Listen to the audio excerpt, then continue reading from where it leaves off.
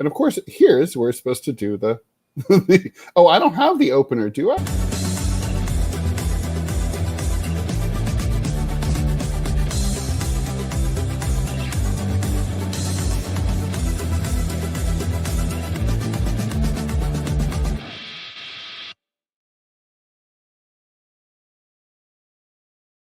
I have the best coffee, but it hasn't kicked in yet.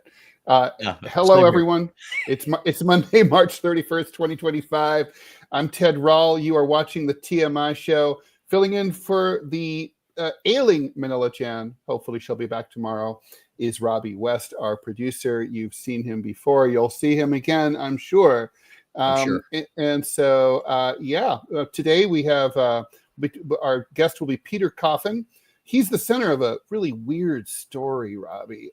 Basically, it looks like, from what I can tell, he posted to Blue Sky, which is like the liberal X, that he thought it was a bad thing for people to be torching Teslas and setting them on fire and, at dealerships and stuff. And apparently, according to him, Blue Sky banned him for this. I mean, normally you get banned for for being too violent on social media, but apparently, not violent enough or something. Of course, I know all my leftist friends are going to now say, well, it's not violence if it's against property, blah, blah, blah. And, I understand that whole argument. I get it, whatever. Well, I don't. So I have a question. I mean, so climate change, according to people of your ilk and some on my side, is a thing, right? Oh, it's a thing. It's a science thing. Yeah. So then if it's a thing, if it's real, then isn't torching lithium batteries and releasing toxins into the atmosphere, isn't that committing violence against the environment? No, for sure it is. I mean, obviously it's very bad for the environment. So, I mean, I guess you would say, we can get into the pros and cons of torching Teslas. I mean, it is hilarious that just 2 years ago, up until 2 years ago, owning a Tesla was a liberal signifier, and now it's a right-wing signifier. So if you bought your car a couple of years ago, this, as a liberal, now you're like, oh shit. And I love the people who are selling their Teslas. Like, I'll show Elon Musk. It's like, he doesn't care. He already sold it to you. Do you not understand how this works? It's kind of like in the arts. You'll hear like, oh, this artist must be so happy. Her painting now went for $5 million. She didn't get that $5 million. It's really dumb. Anyway, so we're going to be getting into all that. Thank you, everybody, for listening and watching. We're here on YouTube. Please subscribe. Please follow. Also, we're all over the other. Yeah, we are no longer just on YouTube. Yeah, we are doing yeoman's work. We got some redneck engineering going on. We're using duct tape, and we are everywhere. We are on X. We are on. Let's see, we're on Facebook. We're on Facebook on my Facebook. We are on Facebook. Live. We are. Let's see. So we are currently on Facebook. We are on Rumble. We are on Twitch. We are on Kick. We are everywhere. We're doing all the things. We're doing all the things. Yeah, I'm psyched that we're on Twitch. We've got to get on Discord. I got to figure out how to do that because I feel like that's a good place for us too. So we're everywhere. Podcasts and radio shows are sold. So that's cool. Please support the show. Please follow us. That's otherwise the thing is not going to be viable. We did that. We've been crunching the numbers behind the scenes here, and it's crazy the kind of numbers you have to have in this medium in order to make money. You need like really, truly tens of thousands, if not hundreds of thousands, just to make like a half decent income, like the same as a barista.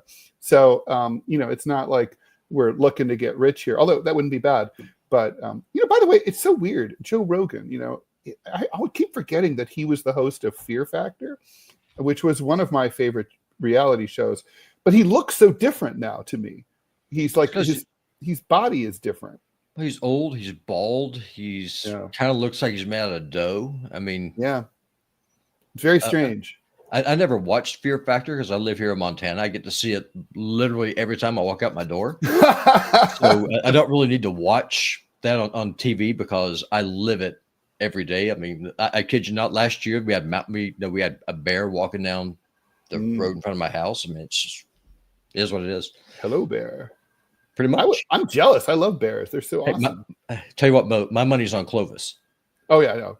Clovis is, where is he? Oh, there he is. Yeah, let's show him. Clovis is living his best life here. All right, let's get into the news, and we'll bring in Peter in about 25 minutes. All right, so you know what? God, I'm so unprepared today. It's just insane. I had said that I wanted to do a more spontaneous approach to the news today, and I guess this is that. Another word for freedom is another word for nothing left to lose. Spontaneity is another word for disorganization. Anyway, Rob, have you heard about this? All right, let's get into this here. Have you heard about this crazy, super cash-rich judicial race in Wisconsin for the Wisconsin Supreme Court? I heard a little bit about it. Like, I guess Elon Musk made an appearance and paid two different people. I think it was $1 million. Give them $1 million checks. They were in the audience. I mean, to me, that seems like you're trying to buy an election. Just saying. I'm not sure. According to the latest news, he's poured in $13 million. He and his groups that are affiliated with him into the Republican candidate there for Wisconsin Supreme Court. And there's $6 million from one of his political action committees. But basically, this appears to be the most expensive judicial race in U.S. history. There's never been as much money poured into a single race, and there's a whole bunch of reasons for it, right? I mean, it's viewed first and foremost as a referendum on Trumpism. It's the first sort of major race after Trump won his second term, and I gotta say, I'm old enough to remember this kind of thing from years past, and whenever there's kind of like a benchmark election, like in the middle of, it's kind of like, oh, we have a special election replacing the senator who stepped down in Georgia or whatever. The media loves to make a lot out of it. But the truth is, can you really? Well, here's the thing. I don't understand what makes this Supreme Court case so special. I mean, what is it about? Is this because it's the first one? Is that just the hype train that's going behind it? And second, I mean, if justice is supposed to be blind, then why is there even a political bent in there at all? Well, I don't understand that. I'm showing my ignorance.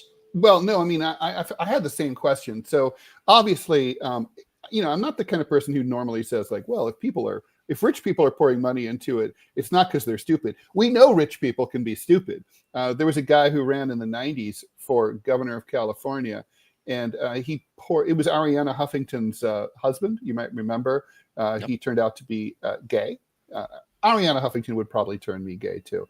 But anyway, he tried to buy the governor's office, the governor's mansion in Sacramento. I think it was for $10 million, which back then was considered a lot of money to spend on a gubernatorial campaign. He didn't even come close, right? And he didn't stand a chance. So rich people can be dumb, but there appears to be some legit reasons to be interested in this race for those guys. I'm not sure if it's really worth as much money as they're putting into it. But among other things, Musk has a lot of business in Wisconsin. So normally, auto companies cannot own a dealership under Wisconsin state law. And the state of Wisconsin denied Tesla's application to open their own dealerships. In other words, like you can have like Ford or Chrysler, Plymouth or whatever, but they have to go through Bob's car dealership, right? So he wants to have their own thing. So this is going to probably go to the Wisconsin Supreme Court. So he would like to have his own pet judge on the court. So it's purely, money grift, just like in the age of Trump. It's like, let's just brazenly buy, a politician / judge. Also, really interesting is Wisconsin, as you know, is a battleground state, right? Sure. It's always one of the swing states. So apparently there's going to be redistricting coming up soon. So the thought here is gerrymandering. You got to love it. Gerrymandering. So the idea is that if the Republicans control the Wisconsin Supreme Court, when the redistricting comes up, the Republicans would have a better shot at carrying Wisconsin in subsequent elections, right? So I think that's a huge part of it. Gotcha. So this is a return to the patronage system under former General, then President Grant, is basically what we're seeing here. And last and least, actually, is abortion. So, obviously abortion is now back at the states following the Dobbs decision. But Wisconsin apparently is being closely watched. Again, Wisconsin was traditionally a swing state, although I think it's kind of like a light red state more than a purple state in reality. I don't know if the media really kind of has accepted that.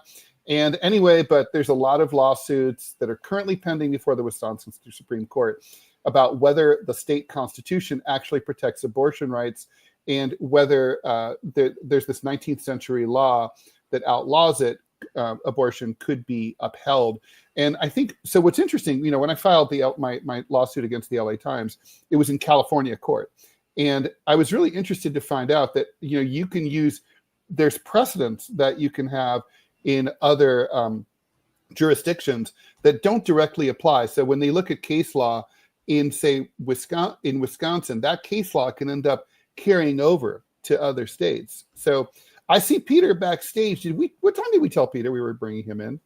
I have no idea. I don't know what time Manila told him. All right, I'm going to pop him in right now. And go ahead and pop him in. Here we go. Peter Coffin. Welcome to the most unprepared podcast ever. What time did we tell you were on? In about 3 minutes. Oh, okay. All right. So I'm putting you backstage. All right. Or you can just hang here. Actually, you can just hang here and while we do the news. All right. So, okay. So sounds good. So that's the Wisconsin thing that's going on. I like your hat. Thank you. Major story here out of France. Marine Le Pen was found guilty. She was facing an embezzlement charge in criminal court in Paris. And the verdict not only found her guilty, but also said that she's not allowed to run for president in the next French election. That's in 2027. Now, it should be pointed out that she was ahead in the polls. It was widely expected by everybody, me included, that she was going to win the presidency in 3 years. She's currently showing 34 to 37% of the vote, which, in France, where they have zillions of parties, that puts her 10 points ahead of her nearest rival. Marine Le Pen is, of course, by French standards, a right-wing conservative, and nativist. By American standards, she'd probably be a liberal Democrat. But anyway, I love her very, very French reaction. She walked out of the courtroom, shaking her head and saying, "Incroyable." What does that mean? It's sort of like, it literally means incredible, but the French, but what it really means is like, are you fucking kidding me? That's literally what it means. Fair enough. Like, incredible. Yeah, Gotcha. So but I mean, this obviously throws French politics into a total, into a tailspin. Nobody knows what comes next. I mean, this is basically as if the Democrats had succeeded in getting Trump banned from running for president. And then, basically she's the leading contender. I mean, look, when you know French politics, this is going to have this sense of disenfranchisement is going to have the right up in arms. And they're not going to sit around and just send out tweets. I mean, no. The French take to the streets. There's going to be violence. There's going to be street battles. This is a dangerous situation. And basically it's the powers that be putting their thumb on the scale. And you could say, well, it's only 5 years. She can run in 2027. Sure, I guess in 2030. But the election is in 2027. I mean, it's rough. I mean, even if you accept that they were right to do this, which, by our standards, they weren't. But I mean, let's just call it what it is. All they're doing is following the Ukrainian model and the Romanian model. I mean, let's be honest. The best way to protect democracy, and I mean this sincerely as a right winger, if you want to protect your democracy, then all you have to do is ban your political opposition. Why have elections? I mean, because if you elect people, you can elect the wrong people. Like you can elect someone that says, maybe we should close the borders. Maybe we should, I don't know, put the people of our country first. And you don't want that because that's not good for the people who are getting screwed over by immigration. So what you need to do, you just need to do what President Zelensky does. because he is the Winston Churchill of our time. He is the patron saint of democracy. You just ban the opposition. You shut everybody down. You ban people off of apps. You shut down opposition TV, newspapers. That fits in with today's theme. 100%. It is the best democracy that you're able to not even have to buy. You can just steal it. It's very simplistic and simple. It You is. just like streamline that democracy. Victor Orban, when Victor Orban, democracy, as when to put it Victor in Starship Orban, Troopers terms. Democracy is messy. You don't need messy. You just need conformity. Sit down, shut up, take your medicine. We'll call you a Nazi and we'll insult you, tell you how much you suck and how much your native culture is trash and how just you are just a worthless sack of crap. If you don't want to just import the third world into your country, just sit down, shut up, and take it. That's what I take. All right, one more. So a couple more stories very quickly. Donald Trump says he's actually serious about wanting to run for a third term. He had, quote unquote, joked about it a bunch of times, but now he's saying that I think it looks most likely that he's looking at the sort of run as vice president under Vance or someone else. Then the new president steps aside and he steps in, and it's an end run around, I guess that's the 22nd Amendment. That's he says it's a little too soon to think about it. It's never too soon to think about it. They always say that. No. But it's only, the truth is, if you're running for president again a third time, you got to start raising money and planning now. So, I don't know. It's, I don't know. How was that reported? Because I remember seeing something about it being a source that said this, not him in public having said it. He did say it. He was asked. Oh, he did. He was asked like, "Oh, so were you just funny?" Okay, or, right. And he's like, "No. I'm looking into it." He's like, but he's like, I'm not focused on it. But he says lots of people want me to do it. He always says that. Lots of people, everybody. So many people, they want me to do it a third time. I don't know. I might. I could. I might. Right.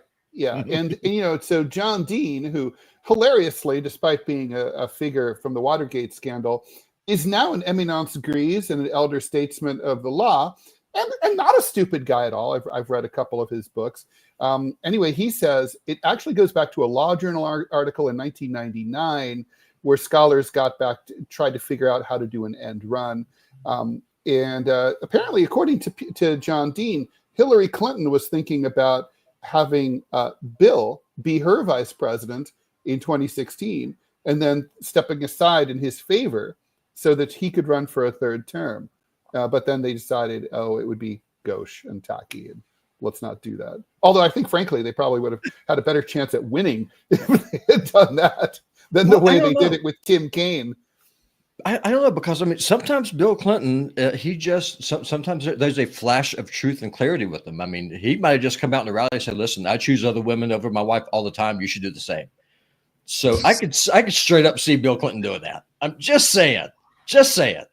I don't think there's any love lost in that sham marriage. Well, I think there's. I do think it's like the American version of House of Cards. That's what their marriage is like. Yes.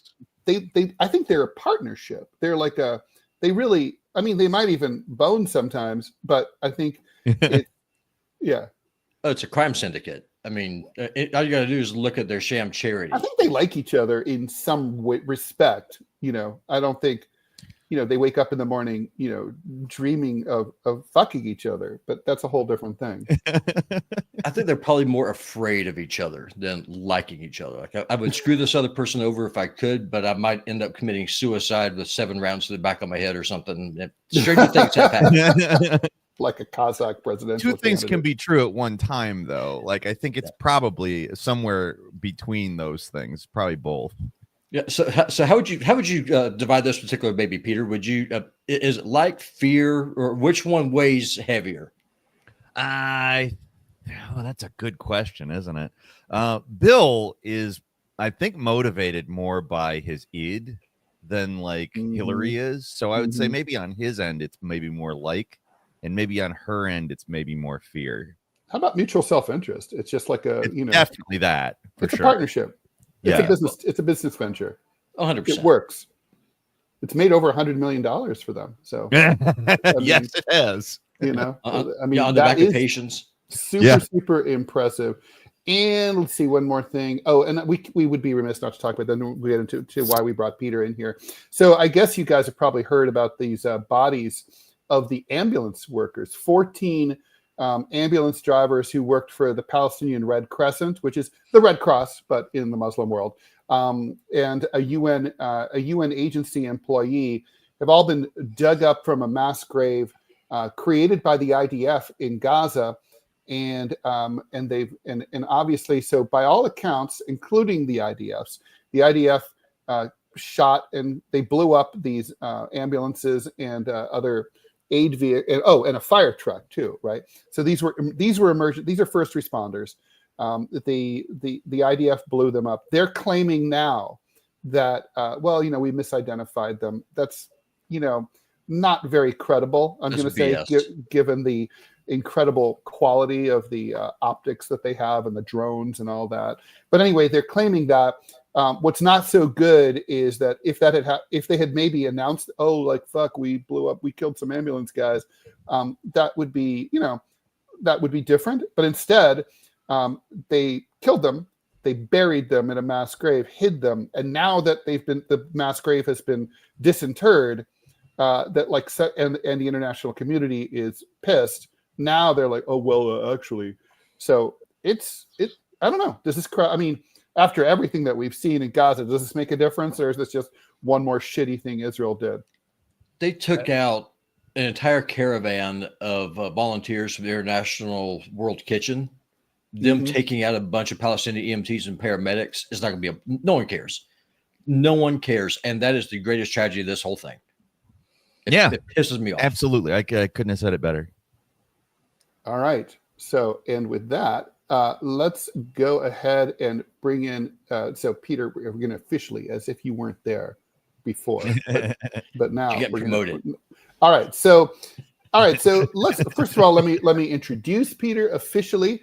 Peter Coffin is a video essayist with over 250,000 YouTube subscribers, podcaster, and author. In their book Custom Reality and You, they explore how reality works in a world where profit is the driving force. Follow Peter on YouTube, Patreon, and Twitter at Peter Coffin, and buy their book on Amazon. All right, so Peter, why don't you just tell us what happened over here on Blue Sky? I mean, my understanding is that are you permanently banned, or is it? No, I'm not permanently banned. I made a ruckus on Twitter. I tagged Elon Musk and Blue Sky in some tweets, and I think Blue Sky thought, well, this would be bad if Elon Musk were to play around with this one. So all right, so what? Let's go in order. Let's go chronological. So what happened first? You posted. Well, you wrote about the Tesla. We know there's been tons of reports of individual Teslas in parking lots being vandalized with swastikas and so on. There were a few where the tires were actually the wheels were stolen off of them. There was a parking lot where 11 of them had wheels stolen off of them. It's like a mall parking lot, not like a Tesla dealership parking lot. Look for a guy with a lung with a yeah. It's such a weird thing to do. So weird. Maybe it's a Tesla owner who doesn't want to buy new tires.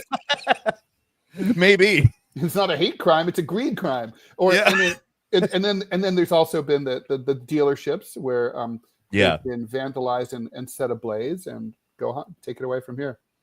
Yeah, I mean, so it's this situation where it's not good political action. It's technically, like, if you, by the dictionary definition of terrorism, maybe not the legal one, but the dictionary definition of terrorism, it's terrorism. And what it does is it creates a situation where you scare a bunch of people, you create arguments for people to have, and you create justification for the state to crack down on dissent. Yeah, terrorism is an act of violence designed to have to change political behavior. Yes, right? Exactly. And typically, so the question, I guess, of course, my lefty friends will all say, it's not violence if against property. Yeah, well, I disagree with that. It can also be the threat of violence, which, if you commit property like vandalism or destruction, is a threat of violence against people. People, I think, don't take that into account always when they're talking about it. It's meant to scare people, and it's meant to create political results, I mean, or at least allegedly meant to create. I'm the old person here. When I was a kid growing up in the Rust Belt, in a GM town, there were when Japanese cars were starting to be imported in significant numbers. Boy. If you drove your Toyota to the Kroger parking lot, it might not necessarily be there intact when you got out, and that's kind of like what this feels like. Yeah, it's intimidation. It's intended to scare people, and it has political results that it wants. I don't know that I consider it straightforwardly that. I think that there may be, because we've seen that there is some involvement of like NPOs and stuff in these protests, it may be pushed along in certain ways. I don't know if I want to make any allegations or any kind, but I suspect there may be some pushing somewhere along the line. But I think that it more or less is happening, or at least rather is being covered in the media as a means to create fear, division, and justification for the state to crack down on it, which they are. The FBI made a task force about this particular thing that could easily, once its purpose is fulfilled, let's say, like maybe, I don't know, the Patriot Act or something, it could stick around and do other things. I don't like this is the type of things that I'm talking about. I'm not talking like. So anyway, I made a video to this effect. I made some posts to this effect, and I posted to Blue Sky because I thought it was ironic because they hate Tesla and all that. And Blue Sky is Dorsey, right? It was Dorsey. Okay. Dorsey left. So who's in charge of Blue Sky now? I don't know who's in charge now. He left like a month or two ago. It wasn't like they launched and then he left and then he endorsed. And Blue Sky basically became a thing when Trump became president, and it was like he had this partnership with Musk, and Democrats were like, there's a place you could go outside of X that's owned by Musk. You can go to Blue Sky. It's like X, but it's friendly and it's liberal. Yeah, it's not friendly. I can tell you that. It is liberal. It's liberal, not friendly. So what I was saying, if I went to Blue Sky, I probably would not be welcome there with loving arms. Most likely not, because I even noticed you were there. I don't like really a very vibrant. It's not a very vibrant community. No, well, they're active when they hate something. I'll tell you that. Okay. Because I don't like Elon Musk, but I've been called an Elon Musk loving cunt repeatedly. And I've been told that they wish that I would die a lot of times as well, which is always nice. Like, obviously it's the screams of the impotent, but it's whatever.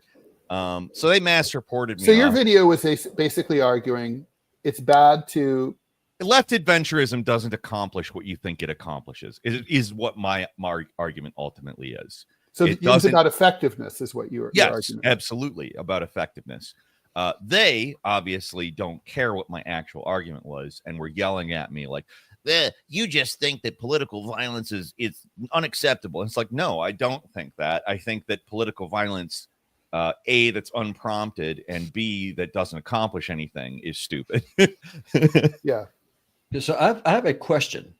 So if burning a Tesla is not considered political violence, but burning an abortion clinic is, because at the end of the day, it's property damage, right?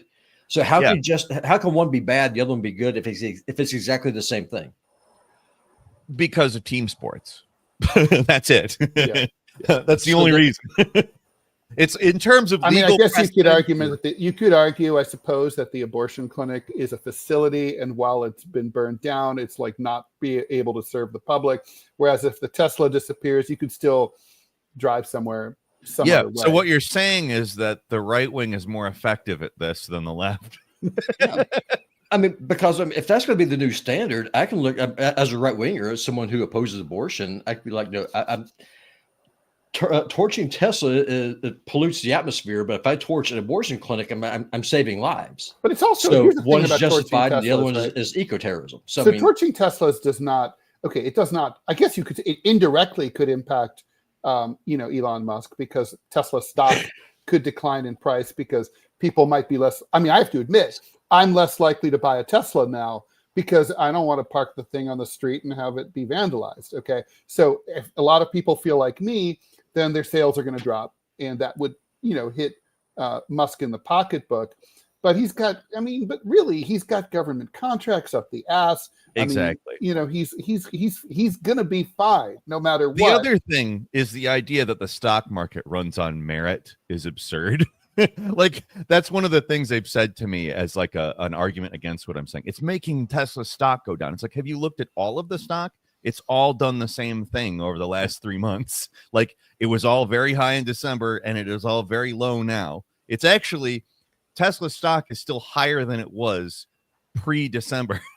Yeah, let's not forget, this is not Musk's first dance at this ball, right? Remember the time that he did that video where he was smoking weed, and then the stock tanked because everyone's like, oh my God, they almost fired him from his own company, right? Like, oh, the boss of Tesla is a stoner, so we can't trust that guy to be a CEO. And here's the thing, like, if you're an institutional investor, you have a lot of power in the stock market, and the stock going down, in theory, you could do something with to make more money.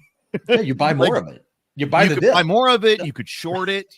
There's like a number of options you have, including options that make it possible for you to make money off of them losing money. Like, they don't care, and it'll go back up again in a while when they can make more money with it going up. It's the same thing as the rest of the stock market. It's absurd to me that people think that's. I mean, it's funny, right? I mean, speaking of effectiveness, and I'm really interested in this topic because I'm way left of the Democratic Party. The Democrats are, so basically there's the whole question of like, what should the left do? And I see these discussions all the time, like, oh, like we need to do a general strike. We need to do a boycott, like there, like a month ago. Don't buy anything today or whatever. And I keep pushing back, kind of like analogous to what you did in your video, Peter, and saying like, we don't have the left-wing organization. We don't have a big socialist or communist party or whatever, some left party that can organize this. And therefore you look stupid. I mean, people look at like the Birmingham bus boycott in the civil rights movement, but it worked because it worked. Right? They had a great organization, and black people did not ride those fucking buses, and they lost a lot of fucking money. And they were like, oh shit, we got to switch it up. This is not.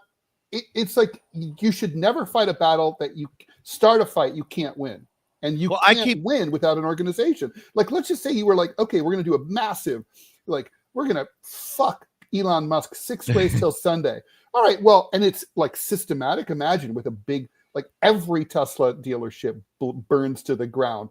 Every charging station burns. Okay, well, but you can't do that. You could make an argument of effectiveness with that at very least. Right. This is haphazard. It's scattershot.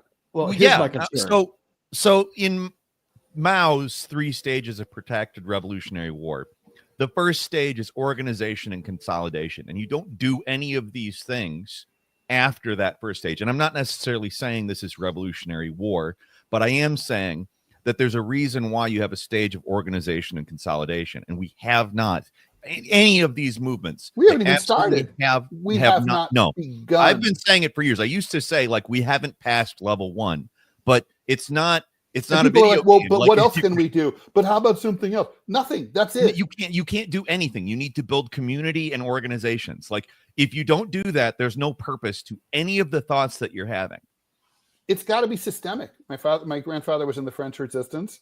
They had a system, and let's be serious. The French Resistance is not why they're not speaking German in France, right? I mean, they were annoying to the Germans, but they were systematic. They were systematically annoying. Yes. But they weren't. It wasn't decisive. Well, I mean, you brought up the Montgomery bus boycott, and that was a tremendously organized thing. Like, there was a massive amount of community involvement. There was coordination. People walked to work. Yeah, and they carpooled, right? Yes, I mean, it was a massive effort on a lot of people. And organizing isn't fun or enjoyable. It's making phone calls and reminding people of shit. It's asking people questions repeatedly. It's a job, and it's not fun at all. And that's, I think, another part of why a lot of these people are like, well, And let's it do a takes general a strike, lot because of in their time. mind, a general strike would be super fun. You know what I Yeah, mean? yeah. Like during Occupy, there was like the whole Exactly. those beautiful graphic posters calling for the general strike. They were gorgeous posters. The only thing they left behind are those gorgeous posters. There was no general strike. Are you kidding me? I mean, like, last time there was an effective general strike was like in France in June 1968. That's an effective. They literally had all the college students, all the unions, and most French workers were unionized, and they all honored the strike. So, like, and the France French is the economy size of ground the to Upper Peninsula of Michigan. France is the size of like the Upper Peninsula of Michigan. It's well, a it's tiny like Texas, country. right? France is the size of Texas.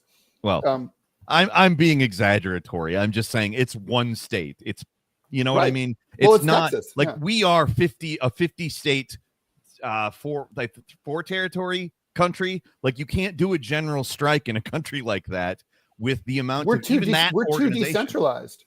Yeah, it's so outside of the depth of what the organizing tactics that these people are even familiar with. Like, these people are still operating on the function or on the idea that trade unionism is like super effective. It does this thing where all you have to do is unionize people, and that's it. And it's not the magic combination now. They have so many things that make unions ineffective. There's a reason why there's so few people in unions. Is because they're not really that effective. The unions that exist now are often corporate. They're often like more or less controlled by the HR department. Right. I mean, the idea that this is the simple, straightforward path to revolution, it's absurd at this point. And none of these people are willing to accept this. The gig economy itself is such a huge hurdle to the idea to a situation that might be close to 1917, and you know what I mean? It's just like we don't have that. It doesn't exist. We don't have the infrastructure. We don't have the paths to take towards something like that. We have to innovate. Like, and the system's not weak the way that Peter was. Peter II was in 1917. I mean, basically that system it just sort of died as much as there was a revolution. It collapsed. Well, that's the thing, is a lot of revolutions are at the point where like it's set to collapse. It has to collapse. And the revolutionary force isn't necessarily what causes the collapse. It takes advantage of the collapse usually. Like, you have to have an enemy that you can beat in order to win. Right, exactly. Otherwise, you just have like a 1991 where the Soviet Union collapsed, but there's no revolutionary vanguard that can take over. That's it. Exactly. So Peter, I mean, that's my fear. To be completely honest with you, is what I see. I see a collapse coming. What I would love to see is for right-wing populists like me to join forces with the Center of Political Innovation. Both sides realize I mentioned that we have to innovate. that the people who are screwing us over are the ones who are wearing the suits. My fear is, we don't ever have very many Teslas here in Montana. It's too cold. The cold kills them. They die here. This is where they come to die every winter. It's great. But I live in Minnesota, and they're all over the place here. I have to say, it's not as bad as people say, because there's tons of them here. Gotcha. That's much just because of the altitude here. It's just bizarre because every year they just. Or maybe you don't have enough charging stations, right? I mean, that might be it too. Yeah, I mean, the closest one to where I am is 200 miles away. So I mean, there you go. No, that's a there you go. But my biggest concern is like someone like in Minnesota or someplace, they see some smut coming over, starts burning up their Teslas, and they shoot the arsonist. I mean, that could happen. I mean, that could be the spark right there. I would not have a problem with someone doing that. Honestly. No, I wouldn't either. You set my car on fire, and I'm armed. Yeah, you're gonna have a hole in you. Well, that's a normal reaction. It's like, what the fuck are you? Like, you're literally doing something that's super dangerous. Those things explode. Oh, I completely agree. You don't just burn those things down like a regular car. They explode. Period. They all explode if you burn them down. And if you ever see a regular car blow up, yes, and a regular car is not exactly like, and it's worse. But I mean, when I drove a taxi, I came across a car that was on fire on the Queensboro Bridge, middle of the night, and there was a person. The driver was still inside cooking, and you could smell them cooking. And several of us who got there, we wanted to approach. You couldn't get within 30, 40 feet of it. And when I got home, I realized that all of my eyebrows had like burned off completely. All the hair off my arms had burned off just from being like 30, 40 feet away. Yeah, just what my concern is. It's big, and the Tesla ones are worse explosions. That's the thing that's crazy, but like it's because they're literally, the battery is made of lithium ion, which is, I mean, it holds a large amount of potential energy. Yeah. Well, you know, my father was a project manager for fighter jets in the Air Force, like the F-15, F-111, and so on. And he was always like, I had a rule: no batteries. Batteries explode. Batteries are bad. I mean, as much as I own a Tesla, I own a 2020, a used Tesla, and I love it. You're a bad man. You're so bad. I am a bad man. I'm awful. I shouldn't have. Are you done worried that. about someone? I mean, when you park it on the, you know, I'm you actually not. Leave it unattended. I'm actually not. In Rochester and in Minneapolis and Minnesota, there are so many Teslas here. Like the idea that somebody would be like, yes, I will take down these Elon Musk loving people like this. These are very liberal cities. And I sincerely doubt that Tesla. So this is kind of like a Portland, Oregon kind of deal. Yes. Yeah. I would sincerely doubt that Tesla ownership correlates with like of Elon Musk here, because there's just too many of them. Or anywhere. Yeah. I mean, well, yes, that's probably fair too. Probably 80 or 90% of the ones that are on the streets were sold prior to 2023, right? Oh, absolutely. Mine was, I bought mine about a year ago, and he had not done his Nazi salute, quote unquote. And I'm not saying he definitely did a Nazi salute. I'm saying, who knows? Yeah, I'm saying it's the pre that time. So it's just like I don't, and most of it, and you're completely right. It's a company that their first car came out in 2003. You couldn't buy it unless you were extremely rich, but it's not a new company. It's a company that has a lot of experience and a lot of customers at this point. So it's kind of like it's punishing people for something that they really can't have had something to do with, which I particularly don't like. That's something that I really, really dislike, punishing people for something that I don't like punishing individuals. I mean, I agree entirely. Like that's sort of one of the things. Like my grandfather, the resistance guy, he was like, we don't kill individuals. Like, you know, we'll kill like German soldiers, you know, obviously. Yeah. But like if there's if killing a German means we would have to kill the French waiters serving him food, it's like we're gonna pass that up, you know. Yes. It's like I know you have to make an omelet, you have to break some eggs, but sure.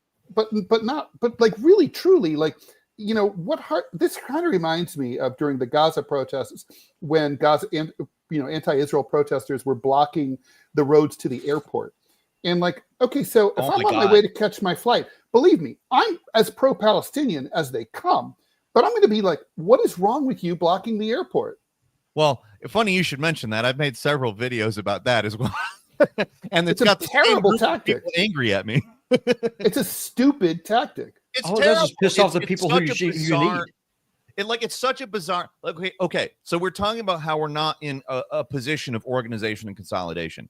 Who do you need to get to? You need a mass movement. You need to get to the working people, the normal person, the everyday person. And rather than do that, rather than explain why being anti-Israel and pro-Palestine is actually a pro-working class position because it interferes with our imperial government, which is oppressing the working class in this country too.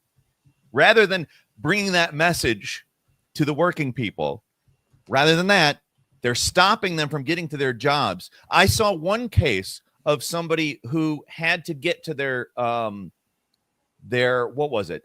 They were somebody who had a DUI. And they had to get to their meeting with what is it called when it's not you're in jail, you're on probation. Your parole I don't know officer. why I couldn't think of that word, but I could not. Your parole officer. Probation. Yeah, officer. parole. He had to get to a parole meeting and he missed it and he went to jail because of these people. Fucking and hell. like, how could you possibly look at that as a pro working class movement? You can't. You No, cannot do that. It's also like you're trying to change hearts and minds. I mean, it reminds me of critical mass, which is the pro, like we need to make the streets friendlier to bicyclists. I'm a bicyclist in New York City, Sure. so I'm very sympathetic to that. They're big in San Francisco, and every Friday at rush hour, they deliberately block all the streets on the way to like the major bridges, like the Golden Gate and the Bay Bridge. And I'm always like, and when I lived in San Francisco, I was a pedestrian and a bicyclist and a driver. And it's like, when I was driving, I was like, what's wrong with you fucking idiots?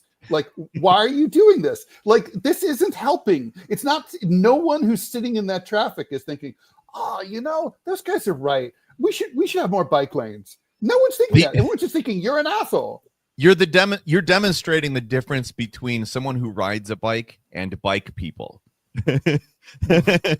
Like, I am very pro. People who are bike people are in cars. Okay. They Uber what I'm saying whatever. is I'm very pro bike or people who ride bikes. I'm very against this sort of crazy, like, I don't understand why they think that's helping. It's not. It doesn't help the cause at all.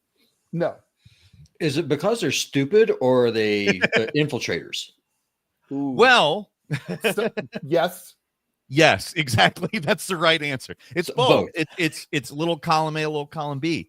I feel like you end up with. I do think that to some extent this Tesla shit is probably the result of infiltrators somewhere, but like I was alluding to that earlier, I don't feel like leftists typically. A lot of them are very lazy and don't do anything. Yeah. Like this is way beyond anything that they've done in years. Like sitting in the middle of the road, fine. It's annoying as shit, and I will talk about it as a big problem, but it doesn't take the kind of effort blowing up a bunch of cars does. True. Well, this is like black bloc type stuff. It's like exactly. It reminds me a lot of the people who were blowing up SUVs, right? I mean, look, I'm sympathetic to that. I hate SUVs. I think for a variety of reasons, but still, it's like, what are you doing? I mean, if you want to do something systemic, I mean, I have far more sympathy to, fucking with embassies, consulates, government offices. I mean, even like, for example, if you have a protest in Washington, D.C., the odds are it's on a Saturday or a Sunday when nobody's there. No. Go there and like be loud and be annoying to the powers that be, like on a Tuesday. No, I agree. It's also another example I typically use is veganism. Like, I'm not against people having a vegan diet, but vegans who are like, they chide like people for eating meat or say like you're a bad person or you're supporting evil or what have you. It's like, do you think you're advancing your cause with this? Because you're not. You're just turning people off and making them hate you. I tried veganism for a few years, and the reason I tried it, I don't give a shit about like the animal thing because we're carnivores. No, absolutely. I mean, we evolved that way. That's just science. And I know after I eat a steak, I feel smarter and better afterwards. But like, I'm going to say, like, I tried it because of the health thing. It was like, I read all these people who said, you feel sharper, more energetic. And that turned out to be somewhat true. And, sure. So that's a selling point. Yeah, I once had a person tell me how bad I was for eating a steak. Being here in Montana, imagine that, eating free range cattle, and this person just went off on me, and I was like, "You should be thanking me." And she was like, "Well, why?" I said, "Because I ate that bastard. I was eating your grass, so it's a win-win." Yeah, and obviously, there's been a lot of studies debunking the idea that, like, the cattle are really that bad for the environment and all that. I mean, well, that doesn't mean they don't. That doesn't mean they don't keep saying it, though. Right, true. Well, what's more destructive? I mean, the pollution that's released by burning a Tesla or a cow farting. I mean, which one does more damage to the environment? Well, by the way, or more to the point, if you're trying to discourage electric vehicles, I mean, electric vehicles are, without a question, a major improvement for the environment over gas, traditional gas cars. I mean, if you're trying to put Tesla out of business, I mean, that would be a major environmental setback. It would be. They are the ones that have advanced the EV, like whether they like it or not. That's who's advanced the EV more than anybody else. And as much as I don't like the arrangement of power associated with Tesla, or as much as I don't like the guy in charge of Tesla, that doesn't stop the fact that it is objectively the company that has advanced that cause more than anything else. Do you guys think there's conflict? I mean, I always think about that because, Biden passed he had financed a bunch of government-funded charging stations. That would have helped Tesla enormously. I mean, do you think Elon ever talks to Donald and says, like, can we get that back? Because you're really fucking with my business. Probably. I mean, it has to be like down the line somewhere, because it seems like he's been using it to his advantage in other ways. So why not that, Or maybe it's just like, in the aggregate, he's like, okay, it'll be good. I'm good. SpaceX is doing better because of this, but sure, Tesla is not as important as SpaceX or whatever. Yeah. Long story short, though, this got a lot of hatred for me on we really took the scenic route together. Yes. But also it's a good discussion. It's something that needs to be had, because people need to talk about tactics and people need to understand this stuff doesn't help. If you want to change the arrangement of power in this, it doesn't help to just they listen to us and they just think that we're whinging and just we're trying to do something, and you're telling us that and you're not. What are you doing? And it's like, well, we're telling you what to do. Yeah, no, that's exactly it. And that's what the point of my video was. They obviously ignored that. They don't watch your videos or read the things that you write. They argue with what they want you to have said. And that's what I got. And I got me mass reported on Blue Sky. And I don't know if you've ever been mass reported on any platform, but it automatically takes you down. Right. So on there's no human being who at Blue Sky Central. They give you an email that says a moderation team has reviewed, but like a moderation team has not reviewed. No, it's wild, because on YouTube, after the Ukraine war started, my gaming channel is called Putinbot Gaming, because I was a Trump supporter. So of course, if you're a Trump supporter in 2016, you're automatically a Putin bot. Well, screw it, I will be Putin bot. So that's how I launched my channel. Right after the war started, I got mass reported and demonetized and shut down for like 6 months, because they decided, because of the Putin. It's obviously a meme. It's obviously just a troll account. It's a joke. 100%. But the problem is the left doesn't know how to joke. I mean, they're completely unhinged. And so now I got mass reported for having the name Putinbot Gaming on a gaming channel, which I thought was hilarious. So then naturally I got reinstated. First thing I did, the next game I played, I generated Vladimir Putin as a protagonist. Going out and slaying. I want to propose something here, and Peter, I'd be curious about this. So, this happens all the time. I read with great interest an article over the weekend, I think in the New York Times, it might have been the Washington Post, about Uber drivers and Lyft drivers who they get blocked sometimes. Like if someone just reports them and they didn't like their ride or whatever, they report it, and then suddenly the driver is out of work, right? Yes. And it might take, or they they're or like DoorDash, people like that. These gig workers that you mentioned, basically one day they're working like beasts, and then suddenly there's a stupid notification that it was automated in most cases. Yes, it's like nobody reviewed it. Then they have to appeal. And in some cases, it can take weeks or even months to get back to work, or maybe never at all. I think there should be federal legislation that requires that you can't be blocked from a social media outlet or demonetized, or no significant decision like this should be able to be made without human intervention from the outset. I completely agree. But there would need to be standards set, because they could also do it via Mechanical Turk through Amazon, where you just have somebody in some other country clicking yes on everything for 3 cents. Right. Like there would have to be some like the old Facebook fact checkers were like that. They were like in South Asia, and they were being asked to look at posts about the politics of Tanzania, and they didn't know anything. And exactly, like it has to be like the requirement would have to be you have to have qualified people who actually spend time on each of these situations. Like it can't be something where it's a Mechanical Turk, because if there is a Mechanical Turk situation, it's just going to be exactly the same thing as the automated version. Now, my brother is a musician. He has a band called Appalachian Anarchy. It's like it's bluegrass metal, and he charted on Billboard, and he's actually pretty big at it. And he got he was unable to take his earnings from DistroKid is I think the name of the company, but it's a very similar situation in which because he uploaded something like incorrectly, it automatically decided he was spam, and they cut him off from his earnings, that's his job, like his actual job. And it's automatic shit is the bane of our existence. It's whichever not good. politician were to address this issue would be wildly popular.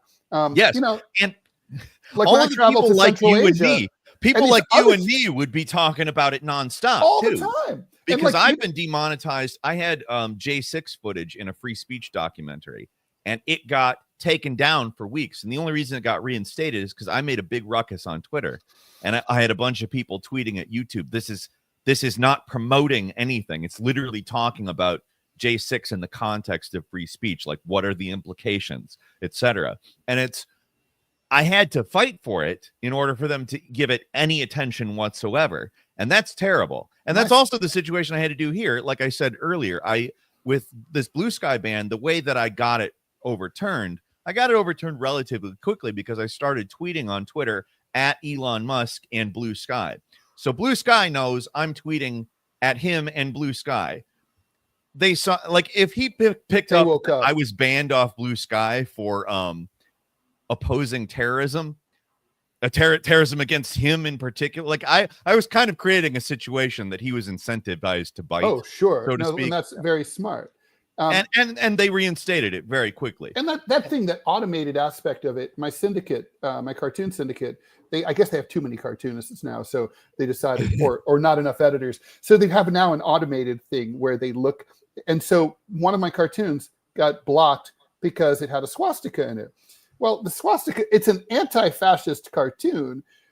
No one would read it and think of it as any other way. It just shows sort of like a street scene from Nazi Germany. Banning the producers. Right. It's like, or banning, like, archival footage of Nazi Germany. I mean, the point is, it's like, well, look, it has a swastika. We said it had a hate symbol. So you didn't look at it, right? That's basically it. No one looked at it.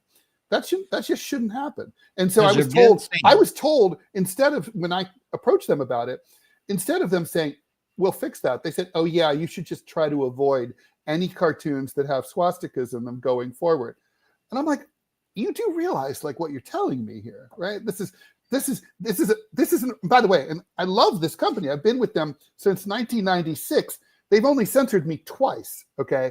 And that's a nice run. Okay. So this is bad technology. This is when you're trying to do everything through automation. It's like how, there's some places that you have a specific problem and, they're like, well, if you're not one of these 8 choices, tough shit.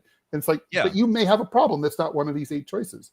Well, part of the problem is it's implementing market logic into these situations and automating that logic. Mm-hmm. So people can take advantage of it very easily in mass report, for instance, which is a lot of, in my opinion, the bane of, like, Caleb Maupin, who is also from the Center for Political Innovation. His YouTube channel is currently demonetized because he was mass reported because he said in a YouTube short that it was a mistake to designate the Houthis as terrorists. Now, whether you agree with that statement or not, that is not endorsing terrorism. It's commenting on something that happened. That's legitimate political discourse. Yes, that's criticism of the Trump administration. And these people mass reported him because he said the word terrorism, and because YouTube is just indiscriminately doing whatever the hell market signals automated. And then, of course, mass reporting, it feeds on itself, right? Like if one person with a lot of followers says everybody should go report Peter Coffin, then they have 1 million followers. And that's what happened. That's what happened on Blue Sky. But really, it's one person. Really. Yeah. But the point is, it's sort of a market-driven censorship, and a lot of people like to be like, it's not censorship if it's not the government, because that's in the legal definition. I always tell those people, look up the word censorship in the dictionary. See what it says. Like Well, it doesn't they're say going anything on- about it does not say anything about the government. It says, No, it doesn't. And that's precisely why I brought up the dictionary definition versus the legal definition when I was talking about terrorism, Mhm. because the dictionary definition is the one that exists out there in the world. Mhm. That's how people use it. Like, we aren't talking about legal cases here. If we were talking about legal cases, we would have to use the legal definitions of those words, but we're not. We're talking about the world and colloquial relations between people, how we speak. You know, it's Yeah. not the same thing as the I law. censor this show. I decide who comes on and who doesn't come on. Right? Yes. That's a form of censorship under the It dictionary. is. There's nothing You're wrong peddling with it. influence, Ted. You're peddling influence. If someone said something that I don't like, they're gone. Right? So that's censorship. Unless they pay the troll tax. That's true. They They pay do. the troll tax, then you get to stay. They got to pay the troll toll. Yeah, that's true. We have a policy here on the Rumble chat. Like if someone's a troll, we're like we give them a warning. It's like, oh, if you want to keep trolling, you got to pay a major donation. Nice. Otherwise, nice. trolls are cheap, man. They don't want to pay for the privilege. Yeah, I like it. If you're gonna tell me I suck, then you have to at least give me an incentive to let you stay. Yeah. Yeah. Yeah. I mean, it makes perfect sense. Like this is What's what in the it for internet us? is, right? You pay for the thing that you want, right? We're a product here ultimately, right? We certainly are. Like that. Peter, I'm not joking. I'm saying. so Like, you're we're back. proud So how did Blue, and we'll let you go after this, but how did Blue Sky reinstate you? Oh, they just mysteriously did it after a while. After I tweeted for a while. Did you get a notice? Did you get a notification, or did you just go to I log got in an and then you were email. in? I got an email saying my account had been reinstated, but it didn't give any reasons. And I will also say that the original email when I was banned did not give me which thing I was banned for. It told me that I was banned for impersonation and spreading misinformation, but it gave me no examples. Even with Twitter, which is You got to kind go of to the top. So I have a colleague, Mark Fiore. He's a political cartoonist. He works in animated form. He's the only animated cartoonist who's ever gotten a Pulitzer Prize. Anyway, he was blocked from the Apple Store for doing political content, basically. And this was when Steve Jobs was still alive. And he had it happened right after he won the Pulitzer. So someone like Steve Jobs was talking somewhere and someone said, do you know that like you blocked a Pulitzer Prize winning editorial cartoonist from the App Store? And he was like, sort of like Steve Jobs sort of grunted. And then it was like, Mark got a call like, from Cupertino. Our bad. It's all good. You're back. Don't worry. Take it to the top always. Yeah, you have to make a big ruckus. Otherwise, there's no other way through it. My brother, I mentioned that situation. The only way he was able to do anything was he had to hire a freaking lawyer, which cost him $1,500 out of money that he was trying. He had to pay money to get his money. It's just ridiculous. That is actually kind of awesome. Peter, thanks so much for joining us. Peter Coffin is a video essayist with over 250,000 YouTube subscribers, podcaster, and author. In their book, Custom Reality and You, they explore how reality works in a world where profit is the driving force. Follow Peter over on YouTube, Patreon, and Twitter at Peter Coffin. Buy the book on Amazon. Peter, thank you so much for doing this. Of course. Thanks for having me. Real quick, Peter, since the blow up on Blue Sky, has your YouTube following increased or is it still dropping? I would say that it has gotten prior to when I made the Tesla video was swarmed with negative comments. When I made the follow-up video about Blue Sky, it's gotten less views, but it's gotten a lot more positive comments. So I think it may have an effect. I think it's something that we'll have to look at more in the long term, though. Yeah. Well, I'll come subscribe to you after the show.